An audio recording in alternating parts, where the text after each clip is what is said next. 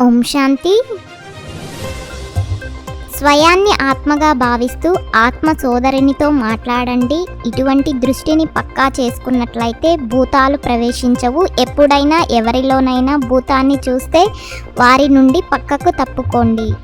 ఎవరైతే ఈశ్వరీయ నియమాలను పాటిస్తారో, దేహీ అభిమానులుగా ఉండేందుకు పురుషార్థం చేస్తారో వారు ఆస్తికులు. మరియు నియమాలకు విరుద్ధంగా భూతాలకు వశమై పరస్పరం కొట్లాడుకుంటూ గొడవ పడుతూ ఉంటారో వారు నాస్తికులు. ఆస్తికులైన పిల్లలు దేహ సహితంగా దేహపు సర్వ సంబంధాలతో బుద్ధి యోగాన్ని తెంచి పరస్పరం సోదరులుగా భావిస్తారు. నాస్తికులు దేహాభిమానంలో ఉంటారు. బుద్ధిలో సదా ఈ విషయాన్ని గుర్తించుకోండి. శివబాబా మా సుప్రీం తండ్రి కూడా, సుప్రీం టీచర్ కూడా మరియు సుప్రీం సద్గురువు కూడా.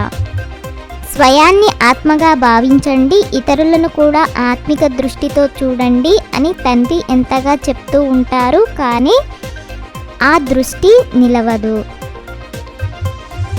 అర్థం చేయించేవారు సుప్రీం తండ్రి అని మొట్టమొదట ఎప్పుడైతే నిశ్చయం ఉంటుందో అప్పుడిక సంశయాన్ని తీసుకురారు. రాజ్య స్థాపన జరుగుతోంది అని మానవ మాతృలెవ్వరూ ఈ విధంగా అనలేరు. కావున మొట్టమొదట తండ్రిపై నిశ్చయాన్ని పక్కా చేయించాలి. ఈ సమయంలో మీకు మతమును ఇచ్చేవారు ఒక్కరే. వారి శ్రీమతంపై నియమం అనుసారంగా నడవడం ఇది కూడా చాలా కష్టము.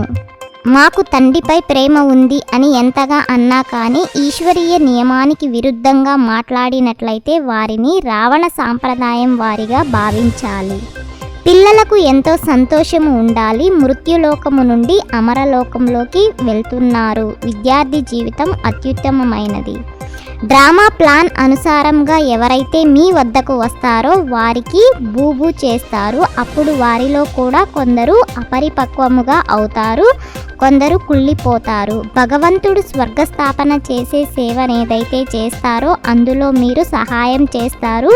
ఎవరైతే ఎక్కువ సహాయం చేస్తారో వారు ఉన్నత పదవిని పొందుతారు. ఎవరిలోనైనా భూతాన్ని చూస్తే లేక దృష్టి చెడుగా ఉన్నట్లు చూస్తే పక్కకు తప్పుకోవాలి. వారితో ఎక్కువ మాట్లాడకూడదు.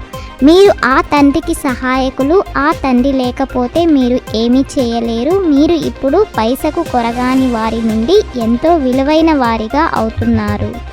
ఇతరులను కూడా ఆత్మగా భావించినట్లయితే మీకు అశుద్ధ దృష్టి ఉండదు. ఆత్మయే శరీరము ద్వారా కర్మలు చేస్తుంది.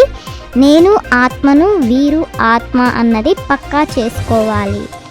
ఏ పని ఈశ్వరీయ నియమాలకు విరుద్ధంగా చేయకూడదు. స్థిరమైన సంతోషంలో ఉండేందుకు చదువు పట్ల పూర్తి అటెన్షన్ పెట్టాలి. దేహ బాణము నుండి అతీతంగా అయ్యి పరమాత్మ ప్రేమను అనుభవం చేసే కమల ఆసనధారి భవ. అసురీ గుణాలను తొలగించి దైవీ గుణాలను ధారణ చేసి ఆస్తికులుగా అవ్వాలి.